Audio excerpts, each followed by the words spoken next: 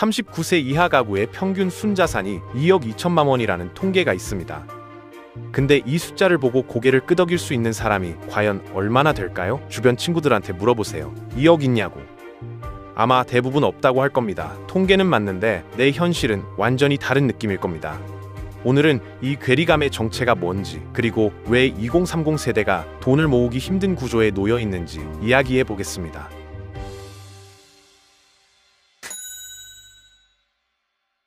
일단 그 평균 2억 2천이라는 숫자부터 뜯어봐야 합니다. 우리나라 직장인 평균 연봉이 4천만 원 정도 되는데 39세 이하면 결혼했을 확률이 꽤 높거든요. 남성 기준 평균 초혼 연령이 33세 정도니까 맞벌이 부부라면 둘이 합쳐서 8천만 원 정도 벌 수 있습니다. 거기서 반을 저축하면 연간 4천만 원이고 5년이면 2억이 모이는 계산이 나오죠. 그래서 통계 자체가 완전히 틀린 건 아닙니다. 문제는 평균과 중위값의 차이에 있습니다. 2000년대 초반에 국회의원들 재산이 공개됐을 때 평균을 계산해 보니까 몇백억이 나왔던 적이 있거든요. 근데 그게 왜 그랬냐면 정몽준 같은 분이 포함돼 있어서 그랬던 겁니다. 극소수의 자산가가 평균을 확 끌어올려 버리면 나머지 다수는 평균 이하가 되는 구조입니다. 지금 2030 세대 통계도 마찬가지인데 상속이나 증여를 받은 사람들, 전문직으로 일찍 돈을 번 사람들이 평균을 올려놓은 거죠. 상위 20%와 하위 20%의 격차가 벌어지고 있다는 얘기를 많이 들으실 텐데 사실 지표상으로는 완화된 적도 있습니다. 진위계수 같은 걸 보면 불평등이 줄어든 것처럼 나오기도 하거든요. 근데 여기서 39세 이하 세대가 허탈해지는 게 뭐냐면 연령대별로 봤을 때 가장 취약해지고 있는 게 바로 이 세대라는 겁니다. 최근 들어서 순자산이 오히려 줄어든 계층이 39세 이하 가구주밖에 없습니다. 왜 이렇게 됐냐면 이 세대가 자산으로 선택한 게 주로 부동산인데 무리한 대출을 끌어다가 집을 산 경우가 많거든요. 근데 아직 자산 축적이 많지 않으니까 서울 최상급지를 사기는 어려웠습니다. 수도권 외곽이나 지방 물건을 산 경우가 많은데 이런 곳들은 오히려 미분양이 생기거나 시세가 떨어지고 있습니다. 자산 가치는 하락하는데 대출 이자는 그대로니까 순자산이 마이너스가 된 거죠. 설상가상으로 경기가 안 좋아지면서 맞벌이 부부 중 한 명이 직장을 잃거나 전업주부가 되는 경우도 늘었습니다. 이자는 내야 하는데 소득은 줄어들고 자산 가치마저 떨어지니까 이 세대의 재정 상황이 급격히 악화되고 있는 겁니다. 여기에 더 불편한 진실이 있습니다. 39세 이하 세대가 가지고 있는 가장 중요한 자본, 그러니까 인적 자본을 형성하는 과정 자체가 이전 세대와 완전히 달라졌거든요. 예전에는 솔직히 학원을 가고 싶어도 못 가는 상황이었습니다. 사교육이 체계화되고 조직화되기 전이었으니까요. 근데 요즘은 다릅니다. 사교육을 받을 수 있는 집, 그러니까 돈이 있는 집 자녀들이 좋은 대학에 진학할 확률이 높아졌습니다. 그리고 우리나라는 전 세계에서 사회생활 처음 3년의 소득이 평생 소득을 좌우하는 비중이 가장 높은 나라거든요. 대기업에서 시작했느냐, 중소기업에서 시작했느냐가 평생 소득을 결정한다는 겁니다. 미국은 그렇지 않습니다. 스타트업에 있다가 글로벌 빅테크 기업으로 옮기는 경우도 많거든요. 그러니까 초기 3년의 커리어가 사교육의 결과물일 가능성이 높고 결국 근로소득에도 부의 대물림이 작용하고 있는 셈입니다. 39세 이하 세대가 양극화가 완화됐다는 통계를 받아들이기 힘든 이유가 바로 여기 있습니다. 개인의 소비 습관도 분명히 문제가 있습니다. 솔직히 39세 이하 가구의 신용카드 데이터를 보면 부채가 높아지는데도 소비 지출 비중이 줄지 않거든요. 부채가 늘거나 이자 부담이 커지면 허리띠를 졸라맬 법도 한데 다른 세대에 비해서 그러지 않는 경우가 많습니다.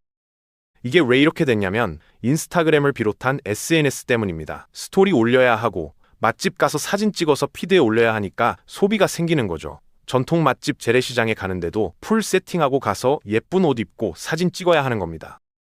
근데 그 인스타 한 장 찍기 위해서 나머지 시간은 삼각김밥으로 버틴 경우도 많습니다. 필요할 때 필요한 물건 하나에 지르는 거지 전부 다 과소비하는 건 아니에요. 하지만 줄여야 할 것도 분명히 섞여 있는 건 사실입니다. 구조적인 문제도 짚어봐야 합니다. 투자 수익은 투자금 곱하기 수익률로 나오거든요. 예전에는 투자금이 작아도 수익률이 엄청 높았습니다.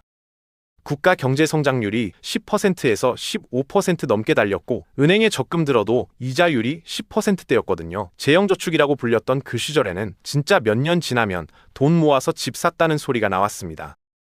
근데 지금은 어떻습니까? 적금 이자율 보면 의미가 없습니다. 물가 상승률까지 따지면 실질적으로 마이너스인 경우도 많거든요. 그냥 적금통 수준입니다. 투자 수익률이 확 줄어버렸으니까 유의미한 수익을 얻으려면 투자금 자체가 커야 하는데 그건 기성세대나 2030 중에서도 일부만 가능한 겁니다. 가처분 소득 대비 주거비와 이자 비용도 점점 늘어나고 있습니다. 가처분 소득이라는 게 뭐냐면 연봉에서 4대, 공과금 같은 의무적인 지출을 뺀 나머지 금액입니다. 연봉 1억 2천이면 월 1천만 원이라고 생각하는데 실제로 통장에 찍히는 건 650만 원 정도밖에 안 되거든요. 거기에 휴대폰비, 교통비, 회사 다니려면 입어야 하는 옷 같은 것까지 빼면 진짜 남는 게 없습니다. 그걸 줄여야 투자 금액이 되고 저축 금액이 되는 건데 쉽지 않은 상황입니다.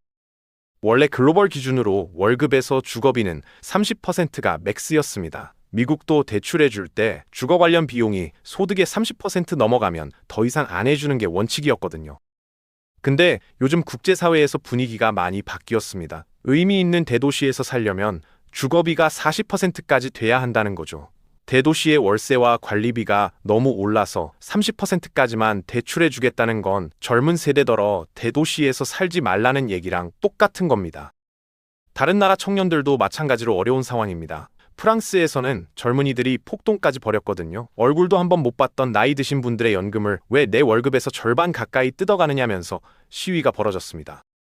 독일은 3년 연달아 마이너스 경제 성장을 보였고 일본은 잃어버린 20년이라는 말이 나올 정도입니다. 토요타 자동차에 평생 다니다 은퇴한 아버지가 자식도 토요타에 입사했다길래 월급이 얼마냐고 물었더니 30년 전에 아버지가 받았던 금액과 똑같았다는 거죠. 전 세계적으로 우리나라보다 더 심한 나라도 많습니다.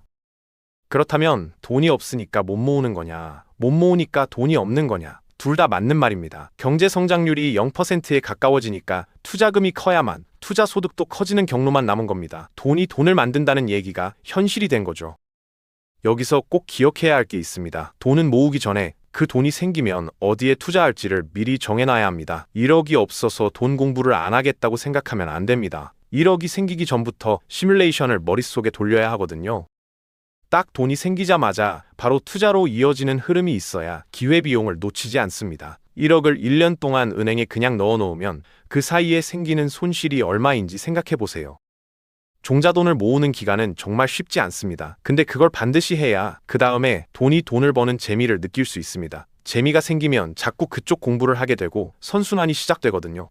돈이 너무 없을 때는 재테크에 신경 쓰지 말고 일단 종자돈을 모을 추가적인 노력을 하는 게 맞습니다. 사회생활 처음 할 때 많이들 이렇게 생각하거든요. 내 꿈은 재테크로 일가를 이루는 거고 회사는 그냥 생활비랑 시드머니 받는 곳이다. 절대 그렇게 생각하면 안 됩니다. IMF 외환 위기, 글로벌 금융 위기, 코로나19 같은 사건들이 터졌을 때 견실하게 근로소득이 받쳐줬던 사람들은 펑크난 주식 계좌에 물이라도 탔습니다. 버틸 수 있었던 거죠. 근데 회사에서 마음이 딴 데 있는 사람으로 찍히면 전 세계적인 위기가 닥쳤을 때 제일 먼저 날아가기 쉽습니다. 그러면 판단력이 잘못되기 시작하거든요. 이걸 행동경제학에서 터널링이라고 합니다. 시야가 좁아지는 거죠. 이번에 구조조정 대상자가 될 것 같으니까 이 펑크 난 주식으로 어떻게든 살려서 전업투자자로 살아야겠다면서 무리한 투자를 하기 시작하는 겁니다. 그래서 종자돈을 무조건 모아야 되고 종자돈이 펑크 날 때를 대비해서 근로소득의 중요함을 절대 망각하면 안 됩니다. 저축을 더 해야 하고 줄일 걸 줄여야 한다는 얘기도 있지만 반대로 나를 위한 투자도 필요합니다. 네트워크가 넓어지고 나라는 사람을 알릴 수 있게 되면 세컨 찬스가 찾아오거든요. 누군가가 저 교수 한번 써봐 이런 거 얘기해 줄 걸 하고 추천해줘서 방송에 출연하게 되는 것처럼 나라는 사람이 있다는 걸 더 넓은 세상에 알려야 합니다. 더 큰 기회가 어디 있는지, 내가 더 큰 재능을 발휘할 수 있는 곳이 어딘지 알려면 전혀 다른 분야의 사람들도 만나봐야 하거든요. 근데 요즘은 움직이면 다 돈입니다. 그걸 아끼면 중장기적으로 내 소득이 더 위축되거나 줄어들 가능성이 커집니다. 조직 내에서도 셀프 브랜딩이 필요합니다. 새로운 프로젝트가 생겼을 때 누구 시키지 하면서 떠오르는 사람이 되어야 하거든요. 저 사람 몰랐는데 알고 보니 이런 분야 전문가네 데려와하고 되는 겁니다. 아이덴티티를 더 고수로 만들고 전문화하려면 공부도 하고 책도 사보고 학원도 다녀야 합니다. 그런 것까지 다 줄여버리면 큰일 납니다. 자기 합리화는 조심해야 합니다. 돈을 모으려면 자기 합리화를 하면 절대 안 되거든요. 종자돈은 1억 정도를 목표로 잡으시면 좋습니다. 1억 모으려면 한참 걸린다고 생각하실 수 있는데 투잡, 쓰리잡 하는 분들이 요즘 정말 많습니다. 주말에 대리운전하면서 돈도 벌고 어느 동네엔 어떤 아파트가 있는지 시세도 파악하는 거죠. 뒤에 앉은 사장님한테 이 동네 어떠냐고 물어보면서 정보도 얻을 수 있습니다. 이렇게 사는 사람들이 있는데 내 월급으로 언제 돈 모으냐 한숨만 쉬고 있으면 안 됩니다. 지금 받는 소득으로, 앞으로 받게 될 소득으로 내 목표를 달성하기 어려울 것 같으면 다른 길을 선택해야 합니다. 2030 세대 특유의 발빠른 기질과 순발력, 트렌드에 민감한 감각, 이런 무기들은 기성세대보다 훨씬 강력합니다. 이 무기를 잘 활용해서 싸울 생각을 해야 합니다. 돈 공부는 돈이 없을 때 시작하는 겁니다. 돈이 생길 때 바로 투자하기 위해서 사전에 준비하는 거죠. 티끌 모아 티끌이라고 생각하지 말고 지금부터 공부를 시작하세요. 내가 원하는 미래에 어느 정도가 됐을 때 얼마를 모으겠다는 목표를 세우고 역산을 해야 합니다. 사람마다 다르거든요. 빨리 어느 정도 소득 수준 이상으로 올라가는 게 중요한 사람이라면 공격적인 투자를 해야 하고 그런 성과를 낼 수 있는 투자처를 찾아야 합니다.